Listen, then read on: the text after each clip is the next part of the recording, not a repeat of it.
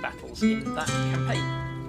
So, but it's a really cool looking project that I've been following for a while, and it's only just gone into full early access release. It's by Bouncy Rock Entertainment. It is a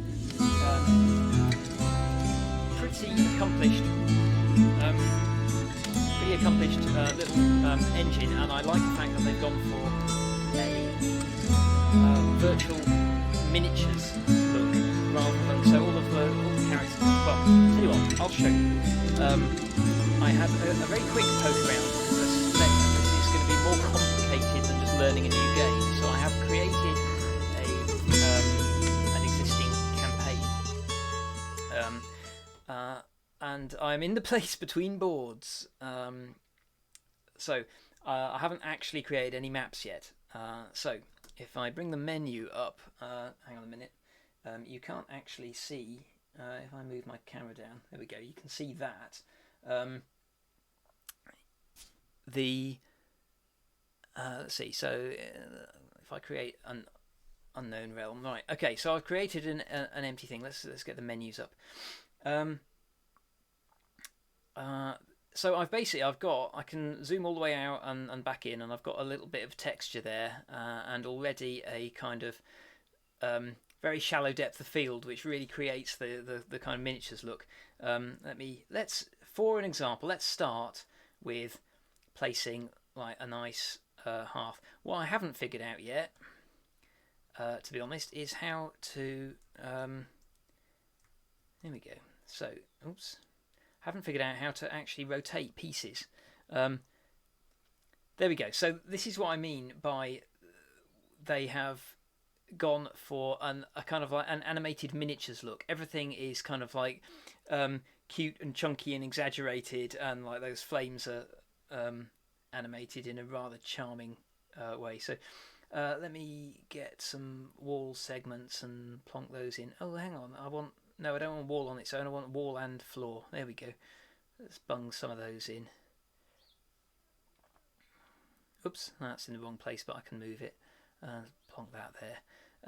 Okay, so move that. No. Yeah, there we go. Okay, so we've got a section of. Oh God, getting used to the mouse controls still. Feel free to ping me with any questions, by the way, about this, or indeed about, because I realise that this the audience for this channel is mostly like game devs rather than role players. So if you have any questions about the way that this would work in a proper D&D game, then by all means ping me a question. So that's pretty cool. Let's just if I have a more top down look, let's bung some of these segments down. Okay, so I can manage my. Oops, there we go. So I'm using the right mouse button to drag around, and the middle mouse button to rotate everything, and then like the left mouse button to click stuff. So now if I just drop that there, no, it drops on top, and that is a single piece, so I can't easily replace it. I'm just gonna get rid of that. There we go. There doesn't seem to be an easy way to delete things. The simplest way that I found is to let's see, what is that? Oh, that is some accoutrements. So plonk something down. If you click on it once, it comes back in your hand. If I put it down, it creates another copy in my hand, but I can dismiss that with the right button, and then I can pick that up. It's back in my hand, and then dismiss it with the right button. That seems to be a way of deleting things as well. What I'm going to do now is let's bung some corners in. Okay, first challenge. Let's actually try to figure out how to rotate that piece. Where are the tutorials? I had them a minute ago. Turn-based mode. Oh, something else that's interesting. Obviously, I'm in build mode at the moment. There is a turn-based mode, and there is a cutscene mode, which I really like the idea of, being able to set up a series of camera positions and be able to sort of like show your players a little bit of an intro to the space that they're about to have a fight in or about to explore. If you're going to find this on Steam, there's some lovely examples that are much better than what I'm likely to be able to create within this stream. Um, yeah, sorry, just reading the chat. Yes, it's the controls are a little bit fiddly to get the hang of, but this is the thing: is it's a powerful tool. It's the same with like Unreal, Unity, what have you. It takes a little while to get your head around the controls because there's an awful lot to manage. It's not quite as simple as games. But right, what am I looking for? The tutorials. I definitely did have boards, campaign and board settings, players, tutorials. There we go. That's what I was missing before. So basic camera movement. I've got the hang of that. There we go. So that's shown me the basics. I don't want that. I want building. Ding ding ding ding ding ding ding ding ding ding ding ding. Build mode. How do I rotate things? Oh no, that's undo and redo. How do I replace things? Build controls. Here we go. Here we go. So Alt and left button to rotate. So there we go. Whoops, and put it down again. Right. So now I can get Alt and Control and left button to elevate and Shift left button. Shift right button to get to delete. Okay. Shift right. So I can. That will move it horizontally only, without dropping up and down. I presume that it will raycast onto the existing board, because you can make sort of like complex multi-level boards. There's a whole bunch of like really cool looking miniature segments, and also a whole bunch of cool little miniatures that they provide that you can plonk in.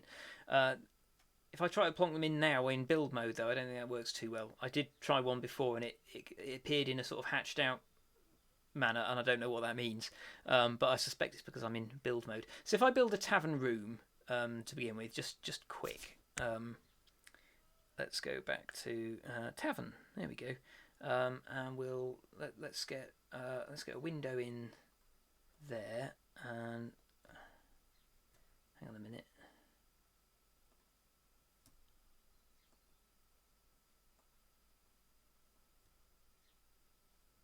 Okay. Ding ding ding. There we go. Get some windows in there. Another one of those, and then right. Let's see if I can get the hang of this turning. Right. Okay. So to rotate it, as soon as I hit Alt, it locks it into position, and I can move left and right to flip it. Oh, I see. It's the direction. I can move the mouse in the direction I want it to face.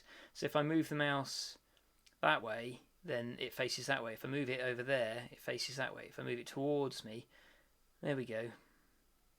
That's kind of cute, actually. It's pretty easy. I think once I've got the hang of it, I'll be able to do lots more with that. Okay, so then let's get. Oh God, what have I done? Okay, Shift, click, click, click, click. There we go. I think I dragged out a plane. So let me just try that again, because I think, if I understood correctly, you can drag out a whole bunch and then bing, place a whole load at once. Yay, that's a really nice feature. I also like the fact that all of these little pieces they just drop into the scene as you place them, which is quite... Oh, I've just realised that I've placed all of those slightly offset, because it's kind of like a half over. You can see the checkerboard pattern on the wood flooring doesn't quite match up. Can I lasso them? Oh, I'll just place them again, only this time. There we go. So this is a 2x2 piece, you see. So it's let's have that, and whoops, place it over. No, that's not where I wanted it.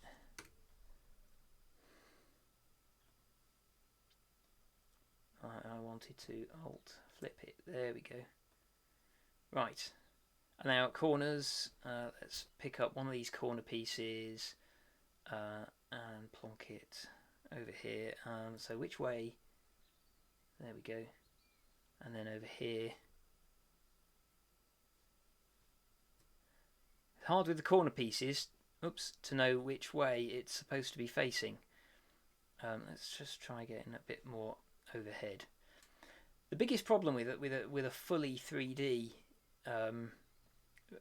board like this is that it's just fiddly to navigate. So let's not use the same one twice. Let's just we'll put a window in the front there. Have one of these. Now I've got space that really demands a door there, so that you can get in. Okay, first issue here. I've got more options going off the edge of this than I can. I can grab it and drag it. Right. Okay. Oh, look at that. Now this is interesting. Let me move my camera back up top. This is nice. I mean, you just grab it and pull it to scroll it, and it's got a nice sort of like mobile phone style inertia to it, which is cool. But it's these nice little like category markers, the way that they slide along the bottom, and they stop at the edge. I've got a feeling that if I click on the bar, it'll just take me all the way to the bar stuff. There we go, and I have bar. So I can put a bar. Let's have that facing that way, and we'll put the bar. Actually, let's put it there. Yeah, that'll do. Just all the way along that wall. There we go. And how's that look? A little bit all the same, but it's getting there. It's certainly all the pieces are really attractive. I like that, but it's a very boring space at the moment with nothing in it. So let's have a look. So we've got roof pieces. I don't care about the roof at the moment. Pillars. Could put some pillars just inside the door, I guess. Boink. And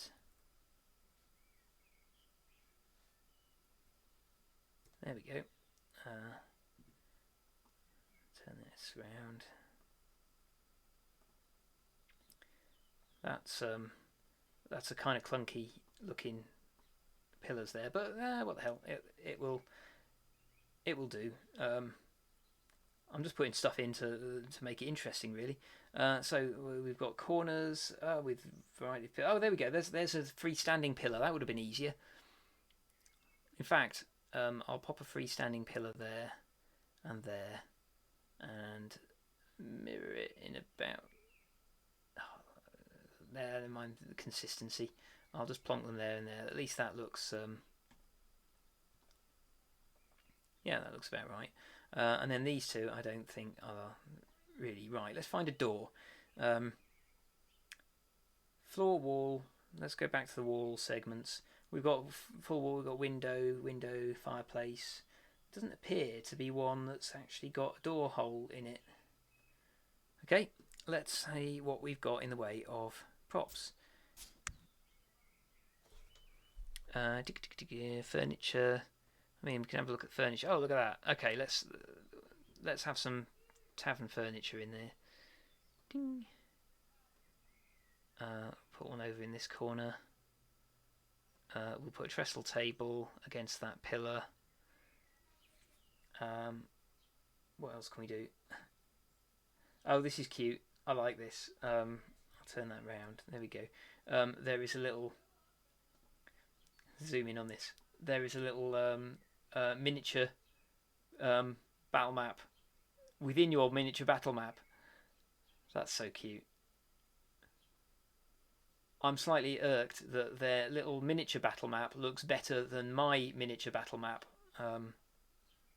so far, but that's starting to look like a tavern. What else we got? Workbenches, things, stuff. What have we got here? Oh, look, there's some of these that are actually populated with booze and stuff. Let's have one of those there. Okay, so we've got that's some props. It was actually a door that I was after, wasn't it? We've got beds and bookcases. Be fun mage tower, rugs and things. Fallen furniture. Yeah, that's all. That's all cool. Ladders. There must be a doors section. No, camping containers. Containers, crafting, fences. No, that's fences. Food and drink. That's kind of cool. Let's have a cheese wheel on the bar. And a tray of somebody's dinner. And yeah, pie. Gotta have pie. Grim. Okay, torture chamber stuff. Bones. Don't need those in a tavern. Ladders, lights, miscellaneous interior, pipes, and stuff. Let's get rid of that. I've got curtains. I've got broom. I mean, I could pop a broom behind the bar. There's a lot of space behind the bar there, actually. Put some bellows up by the fire. There we go. And some more bottles and stuff there. If this is an adventurous tavern, it would make sense to have like something like that on the wall. Just randomly finding stuff now. Still haven't found any doors though. See, now this is a little bit of a weakness. If it's this hard to find a door or anything to use as a doorway, I mean that's nature. It's not going to be under nature, is it? Signs, traps and treasure. Cool stuff, but where? So maybe it's not in prompts. Maybe it is here. Castle ruins, cavern, cobblestones, desert village. I've definitely seen. Oh, doors. There it is. There is a doors section under the construction bit. Okay, so let's turn this around and have a look at our doors doors area. So what sort of that? Is that good for a tavern door? Oh, of course, it doesn't go in the middle of a space because that's a 2x2 space. So the door takes a sort of 5 foot space. That looks a bit too grand for a tavern door. Let's go for that sort of a door. Okay.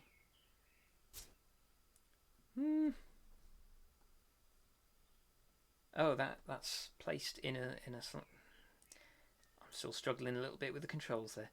That's placed slightly oddly, so if I place it there, is that where I actually want it? I think it might be. Yeah, okay. And then we'll have one of those. Oops, no, we'll put that one there, and put another one under there. And let's then have go to the tavern, and we'll have a half wall segment just there. My door should be up a bit. Is that in the right? No, it's not quite in the right place. It is a little bit fiddly. Oh God, has that gone? Yes, now it's too high. Okay, so this is why they've put in this. Right, so let's drop that down to floor level. There we go, and get rid of that. Now I've got a door at the right height, fill in the wall. There we go, so we can get into this tavern. Okay, there we go. So now we've got the beginnings of a space. I mean, we could go to nature and we could put some paths on the outside, so I could there we go, so I could put a path leading up to the door, there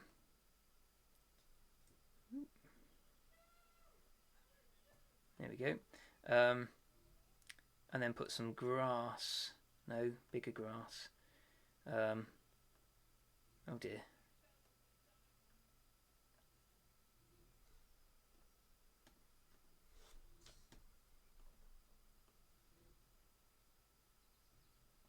There we go, that'll do. That's the beginnings of an exterior space. Okay, so you could have a fight outside your tavern if you wanted. let's move on to the next thing. So that's build mode. Blah blah blah blah blah. There's a bunch of advanced stuff that I think I can do. Oh, water plane. Let's have a look. I believe. Oh, there we go.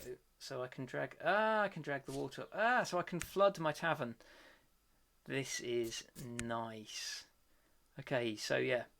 So this is my height. So you can make vertical towers, and you can actually stack a whole bunch of like boards on top of each other, which is a lovely idea.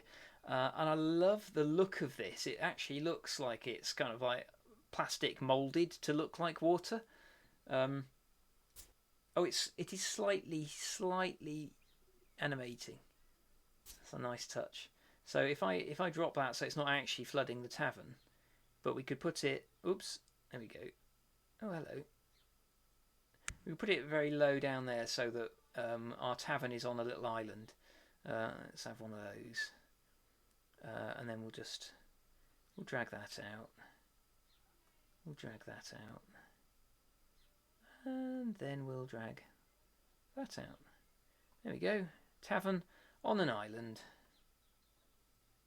Let's give it a little bit more space. Okay, so we can obviously I can make that more interesting with different.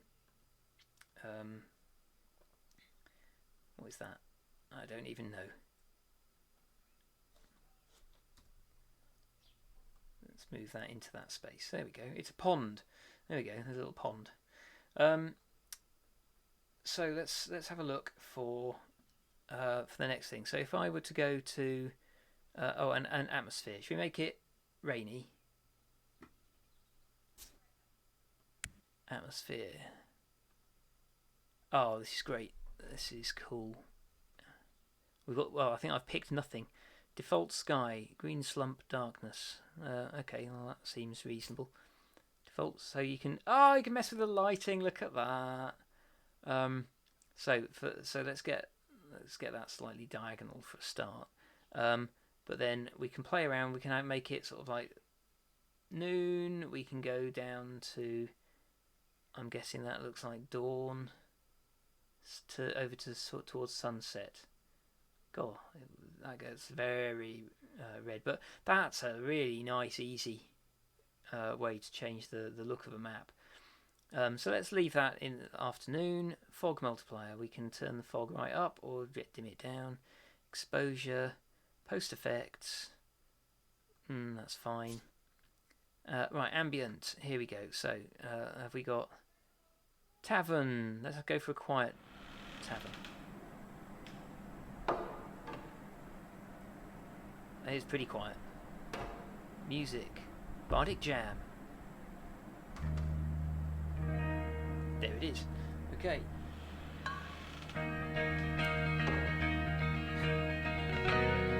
Cute. This is cool. Okay. So we've got some atmosphere. Can we do rain? No, it doesn't look like it. There's no actual weather yet.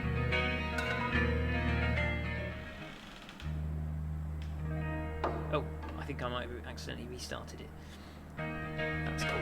Okay, so I've got my atmospheric tavern. Oh god, accidentally picked up something I didn't mean to.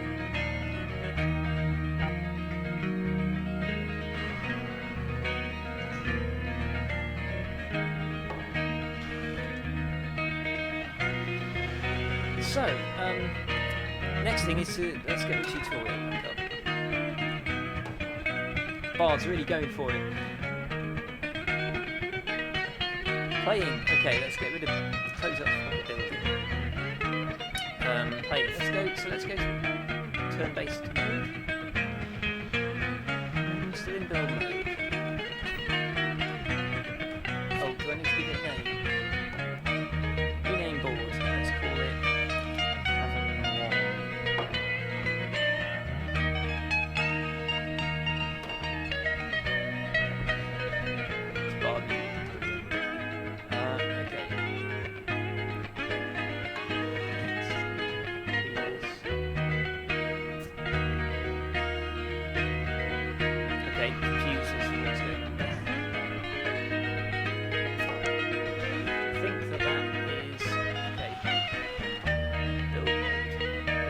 Oh, exploration mode.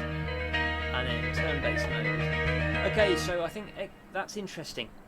I'll have to have a play with that. Looks like exploration mode might be there to allow the players to just move their little minis around the map freely. Whereas turn-based mode is where the GM takes control of it and sort of like moves the turn, so players can't move, presumably, can't move their mini until it's their turn. Which is an interesting one. I'm still in building mode though, at the moment, so I'm not entirely sure. But in turn-based mode.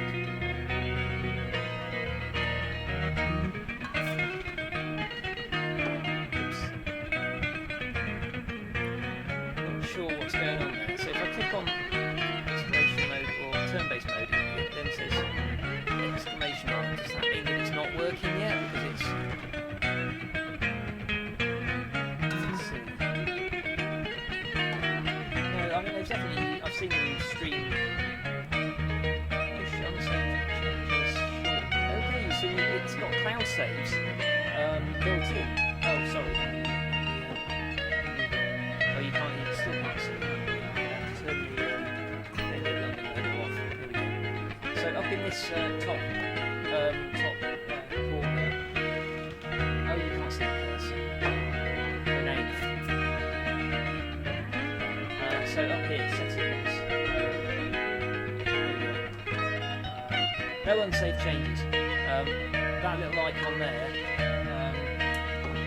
will allow me to push settings into the cloud save, I presume. Toggle help. That doesn't appear to do very much. Doesn't indicate whether it's toggled on or off. That's a user interface fail. Unique creatures, chat message. This is for putting creatures on the board, but I am still in players and board settings. Boards. Yeah, I don't appear to be able to change the mode of this board unless...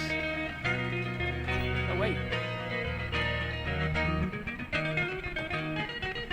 Okay, I'm not in build mode anymore. Or am I? Okay, so this is a confusing thing. It still says build mode. Oh, you toggle it there. Right. Okay, here's an interesting thing. They have used the icon for build mode as the tick in the tick box, which makes it look like not a tick box. So, see, I think that's a user interface fail. It's got build mode written next to it, so it doesn't need an icon. The purpose of that box would be better if it actually looked like a tick box. I mean, I know it's got this building thing as well that tells you what mode it is. That's good. So exploration mode, turn-based mode. So exploration mode, I think, is what we want for placing characters in. Summon players to this board. This is for managing your players during gameplay, really. So if I go into build mode, is that how I place creatures on the board, or do I? Let's go back to the help tutorials. Creature controls. Here we go. No, well, how do I get creatures in? Do I put creatures in build mode?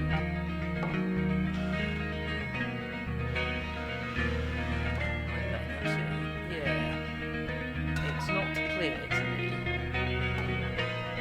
whether build mode is just for the environment, or because I think I can place creatures in there. Okay, let's go back to build mode, back on. And we'll go open library, and we'll go to creatures. Okay, here we go. So I can place creatures now. So let's see, let's make this a dwarf tavern. We've got some dwarves. Let's put, he looks like a tavern keeper. Let's put him behind the bar.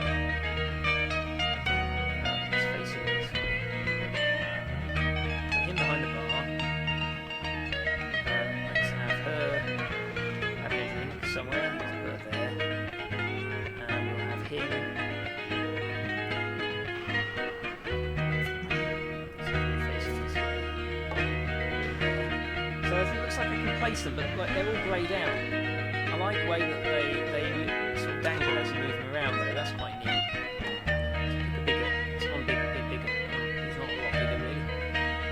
here's an adventurer. He's just come in. Let's have him come in through the door.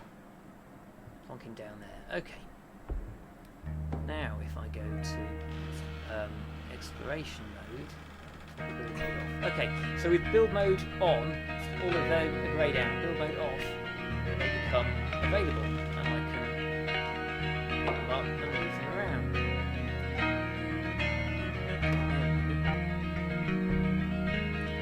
So, I've got these minis who look pretty cool, really, except that they're dwarves, and these tables are for normal-sized people. Never mind.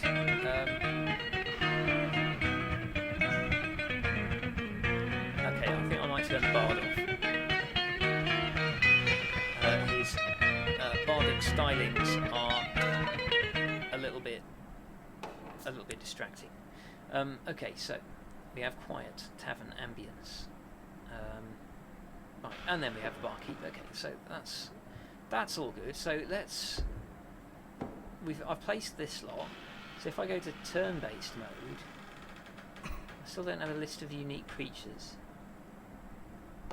Apply turn order. I'm not entirely sure what's going on there. Players. I don't have any players yet. Creature controls. Let's have a look. Free movement. So let's. I can pick up. Let's go out of turn mode. Let's go back to exploration mode. Free movement. I can grab the barkeep and move him around freely. That's fine. Rotate in place, vertical movement, and grid stepping is all doable. Yep. Okay, I can move a creature. I figured that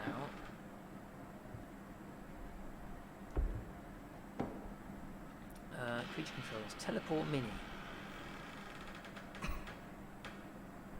Hold shift and then click. So if I go shift,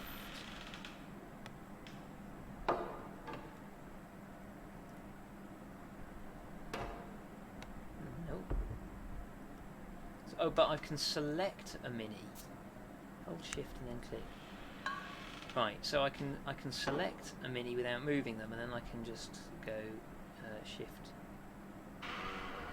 No, shift click does not work. Shift.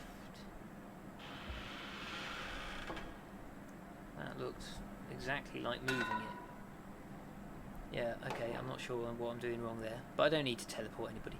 Radial menus. Right click on a creature. This is something I've done. Okay, there we go. So we've got some hit points, got some stats, emotes.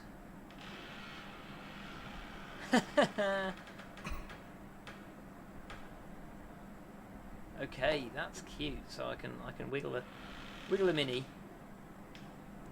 That is kind of cool. I like that. And I can enable a torch. So she now has a light source. What else we got? I can hide her. But how do I get her back? Okay, she's now gone. I'll figure out how to get her back in a minute. Let's get rid of that because I'm not actually seeing anything on it. Attacking rulers and chat and stuff. Yeah, I mean this is probably something I should read through these at my leisure rather than doing it on stream. The level editing was nice and easy to play with though. So let's see. Let's have a go at rolling dice. So I've got my dice menu open. So if I want to roll a d20, right click to remove them from the tray before rolling. Oh, okay. Oh no, that's. So you can drag open more of those. Oh, I see. This tray. So I drag that lot into the 3D world. So this is a really cute feature that I've seen in the trailer. If I were to, let's say I were to fireball this tavern, which is like 86. I can then roll all of those in the map. I really like the way that it very quickly, with not too much bouncing, the dice settle really quickly, which is super important if you're going to like simulate dice rolling. They've got to settle fast. Nobody wants to watch simulated dice rolling for more than half second. But it highlights the uppermost face. Not that useful on a D6, but very handy on a D20. There we go. So I can throw that around, and it self-illuminates. So even if it lands in shadow, oh, natural one, big fail. So that's a nice way to roll dice. It is a bit of a shame that it doesn't bother to sum them for you. Will it do that for me again? That's D8. Let's get rid of that. 86. Oh, okay, that looks like that might be a... Ah, there we go, it does sum them. That was 34. Okay, and then but it only stays on screen for a little while. That was handy. I'm assuming that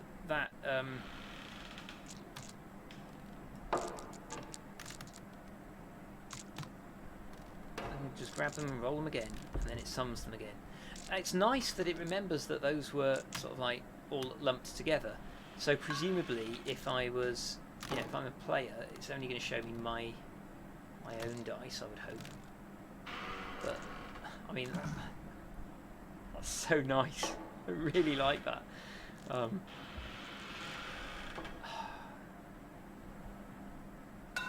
This one, I think, is because I marked it as GM before I rolled it. I think it's going to roll them for me. It wouldn't show them to the players, so that I can make secret rolls. How do I get rid of it?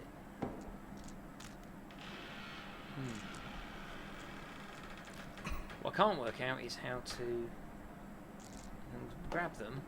How do I get rid of them? Let's to clear dice, left click them and choose remove. Sorry, right click them and choose remove. Oh, there we go. Remove. GM tools. Request full dice clear. Haha, that's useful. There's a whole bunch of stuff in here that they've obviously thought about quite a lot.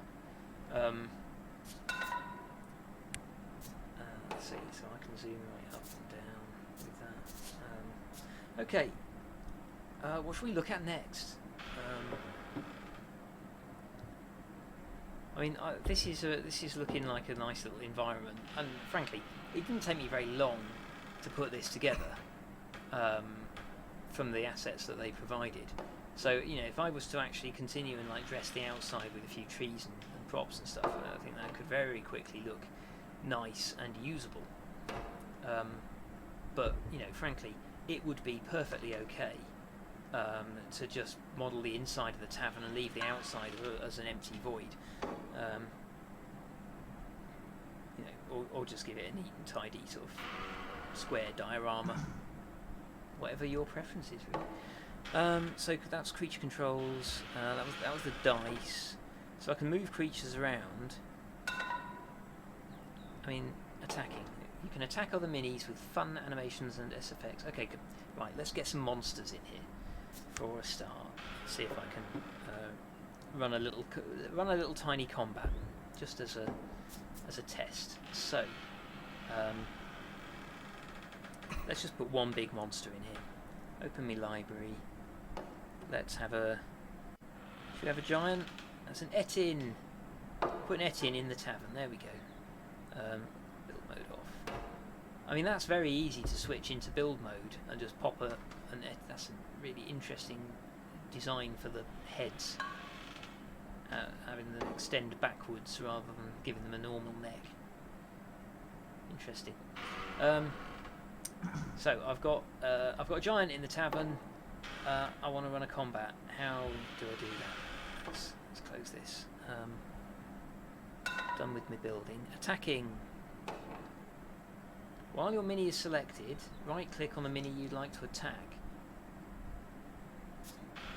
So if I move this guy over to here, dink, and then right click on him, and then I can do an attack.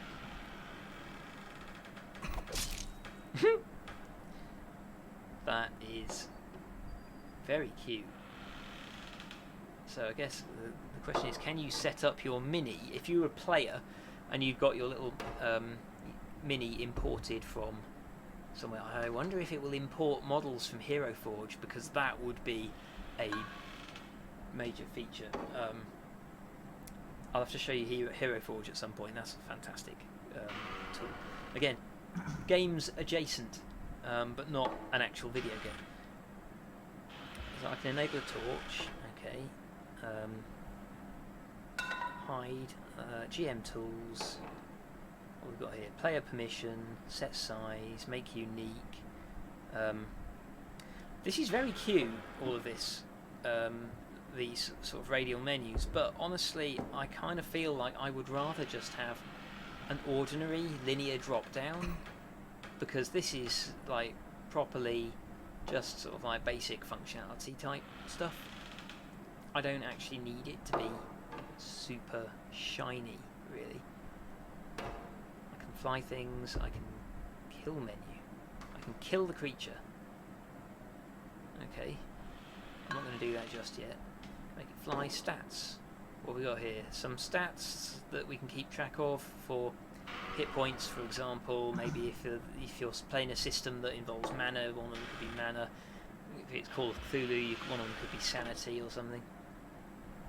Let's get rid of that. Okay. So if I'm adjacent to a creature, and I've got that one selected, so I can attack it. It's all the other stuff plus the attack. Okay. So that's how you do attacking, but all it does is play a little anim. It doesn't actually perform an attack. Rulers. Toggle rulers. Oh, we had a lot of rulers. Oh, look at that. That's rather nifty. So yeah, so when I did that fireball earlier, that would have been a good time to pull out a ruler and...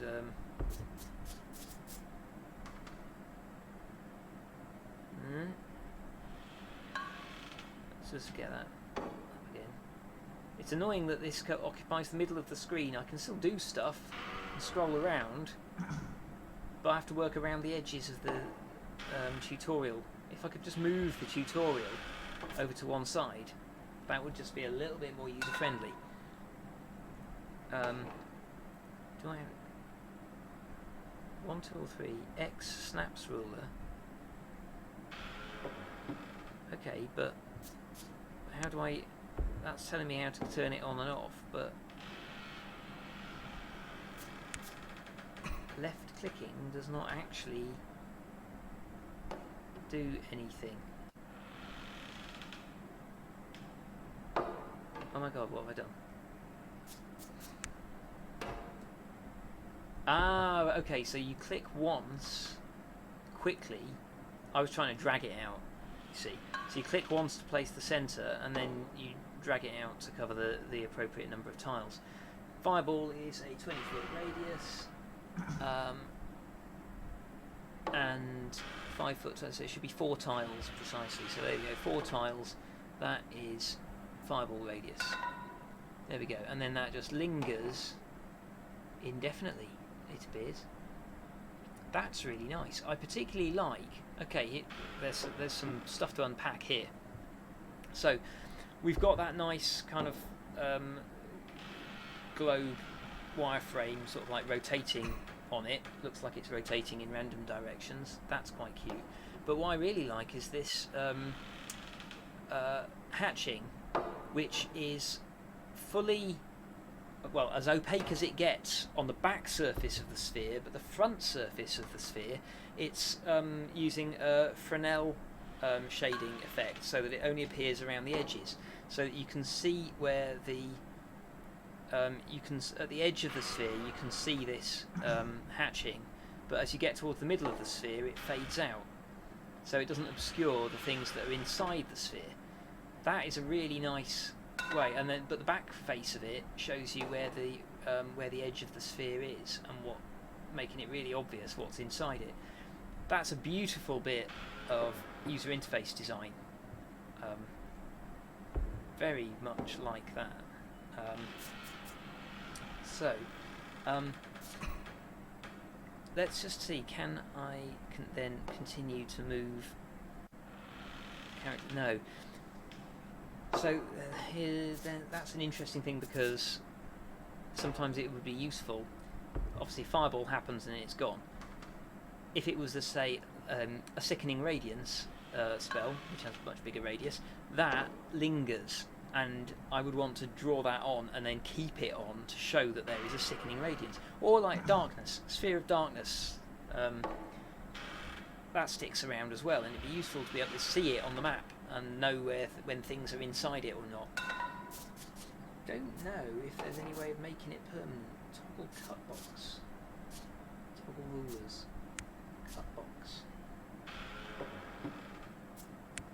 Should probably look at the tutorial to find out what the cut box is. So minis, radial menus, attacking, rulers, chat history. I mean, like chat history, that's probably not particularly complicated.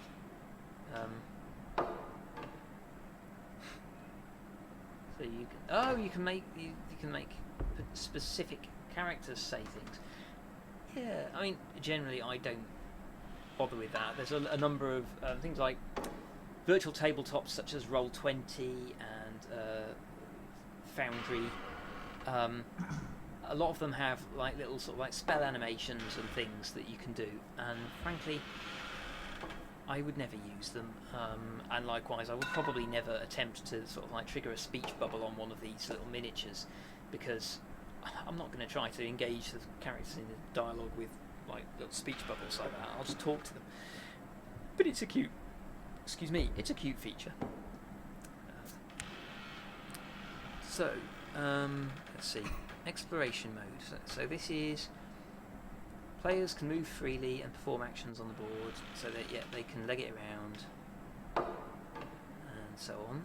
Okay, and then turn-based mode. What's the difference? Turn-based mode. So yeah, so it gives us that, and then it gives us that is a slot where we can just click on all of the characters to get them in there. Right, a little bit of context-sensitive help there would be quite helpful. I mean, this is good if I, once I actually drilled in there to find it. It's nice that they've done a video of how to do it correctly. That's very clear. Let's try that. So let's turn that off, and then let's go turn-based mode. So fight starts. So we want to put all of these characters in there. I'm going to close the tutorials. So we've got Dwarf Commoner, Dark Dwarf Warrior, and Etin. Is that all of them? There's another Commoner in there somewhere, but they're hidden. Okay, so it's that Dwarf Warrior versus the Etin, basically, and the Commoner's probably going to run for it.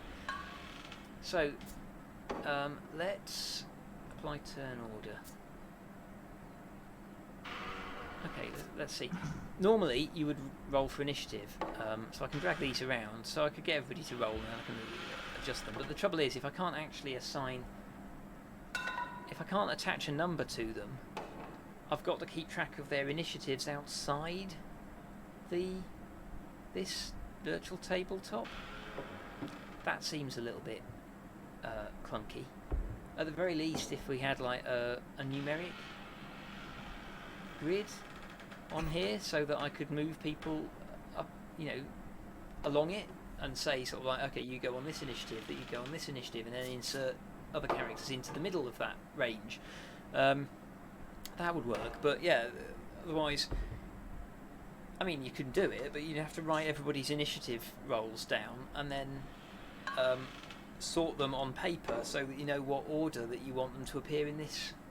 So that could do with a little bit of work. So if I go apply turn order, so it is the Dwarf Commoner's turn. So this is presumably showing us the turn sequence. So we've got the Dwarf Commoner is acting now, then the Etin will act, then the Dwarf Warrior, so on.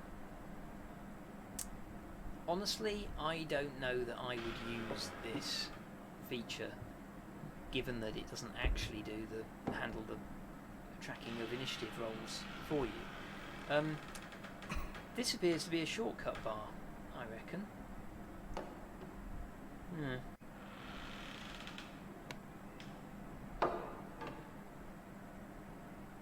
I don't know, I'll have to investigate and find out what this bar at the bottom is, because it looks like I could drop a bunch of shortcuts in there and have a kind of GM tools bar, so I can drop in commonly used creatures. So if I have a druid in the party who is constantly summoning bears or snakes, for example. Snakes are a good one. They're very weak, but there's a lot of them, and they do a lot of damage with poison. Sorry, turning into a D&D stream. La-di-da. So, dwarf commoner. So what he's going to do is move. How far? So that's one. If I press shift, nope. Oh, that adjusts his facing. No. Okay, so 5, 10, 15, 20, 25. Default dwarf movement. 25 feet he can move. He's going for the door. Okay, next. Etin gets to go. So I'll select him. Well, then he's going to attack that guy. That's cute. But it doesn't actually actually modify anything. But it's quite cute. So then I would have to, like, the Etin would roll damage. It would be applied to the dwarf. We would move on next. The dwarf warrior, he would probably attack the Etin. Oh, let's do a magic missile. Ha! Again, it's a cute little animation. Don't know that I would probably do that in play, because notice that attack was just like there's an attack or there's magic missile. In reality, in D&D, you've got dozens of different spells that you might want to use, and like dozens even of different types of attack that you might want to use against Etin. So it doesn't necessarily make sense to represent all of them on the tabletop, but being able to see the relative positions of everybody is super useful. So this kind of that is probably your optimum view, so that you can see where people are and you can move them around. That's a nice touch. I like the fact that the big miniature does a camera shake when you put him down. That's a really cute feature. Okay, and then move on to dwarf commoner, so on and so forth. Yeah, I don't know that I would bother using that, honestly. What is cutscene mode then? So grab a shot. So I'm going to guess that the way that this works is let's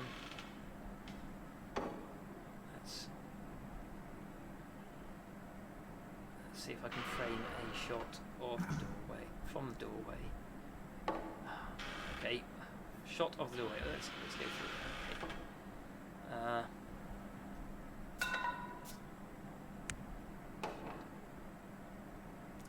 Okay, tell you what. A little bit out of hand. Grab shot. Okay. Then if I pan in, grab another shot. Move shots to block. What the hell? Oh, okay. So I've got block. What if I put that block? If I put that block just on the edge there, cutscene block, save and close. Okay. So let's go back to exploration mode. What happens now? Having am I still in cutscene mode? That doesn't seem right. Not in build mode. I'm in exploration mode. Why are these guys still highlighted in orange?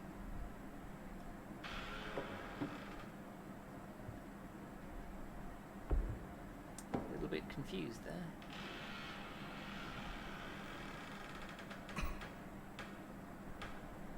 Yeah, that's not at all obvious. Okay. Okay, tab seems to put it into cutscene mode. Open or delete? Can I play it?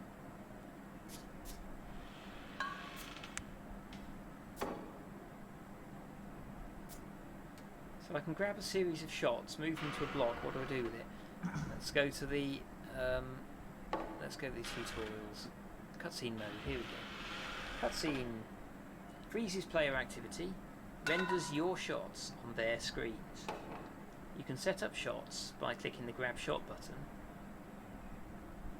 and then use the eye icon to show the players.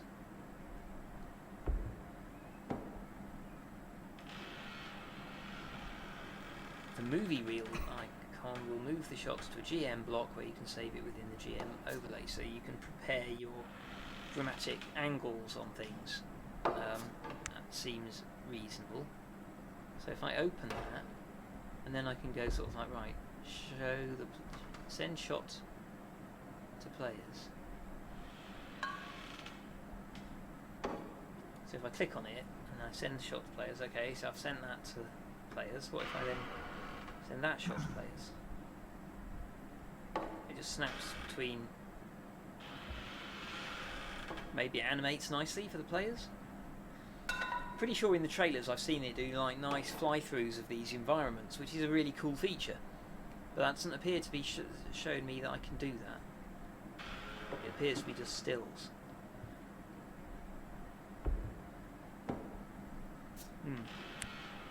Interesting. Okay. Game Master. So overview. Game Master overlay by pressing tab. Okay, so this is turned on the Game Master overlay, which is what this orange highlight is for. So that shows. This is like a GM screen. Okay. Marker blocks.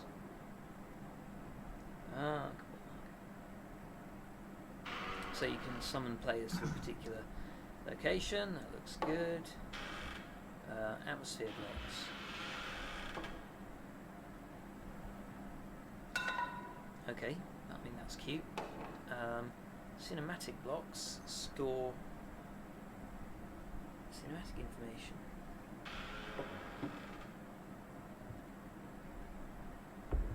Okay, let's watch them do this. Okay.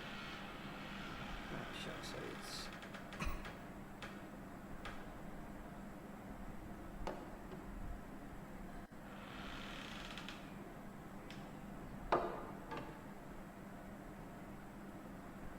okay.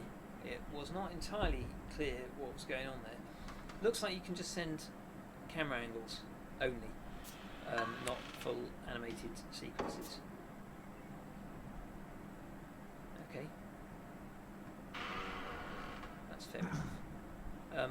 I needn't have placed that cutscene block off the edge of the map then, because it's only appearing in GM mode, and that makes a lot of sense.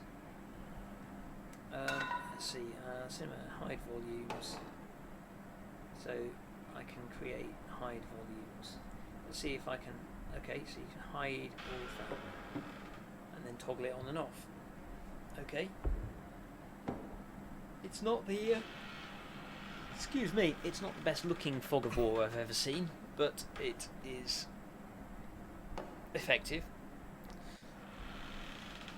Sometimes you just need to hide rooms until the players barge in there, find out what's going on. Photo mode.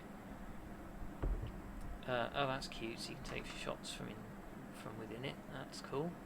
I'm going to have to explore this in a little bit more detail, I think, but it's certainly a powerful tool, and I think that going back to, in particular, let's turn GM mode off. Okay, so yeah, that's GM mode with the grain and the dotted lines and the orange highlights to show you where everything is.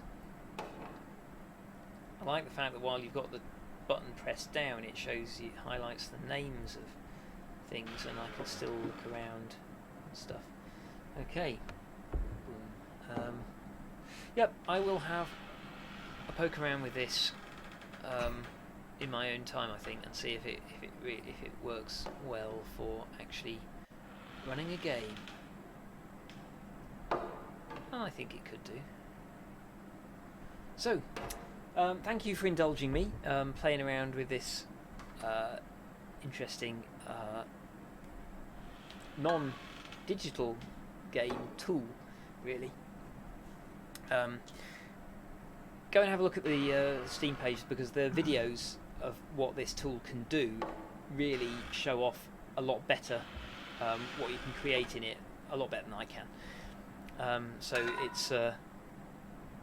it's worth having a look if you're interested in D&D or board gaming. I imagine you could probably use it to do sort of other board games as well. But there's Tabletop Simulator is like ready-made for like other sorts of board games with all pieces and stuff set up. So, thank you for watching. I've been Chris Payne for Game Dev London, and please go to gamedev.london to check out our podcast and find a link to our Discord, where there's much more chat about game dev issues and so on, which are maybe a little bit less fringe than D&D tabletop stuff, but a whole bunch of people, cool people there sharing stuff. So hopefully I will see you in the Discord. Until next week, bye bye, and thanks for watching.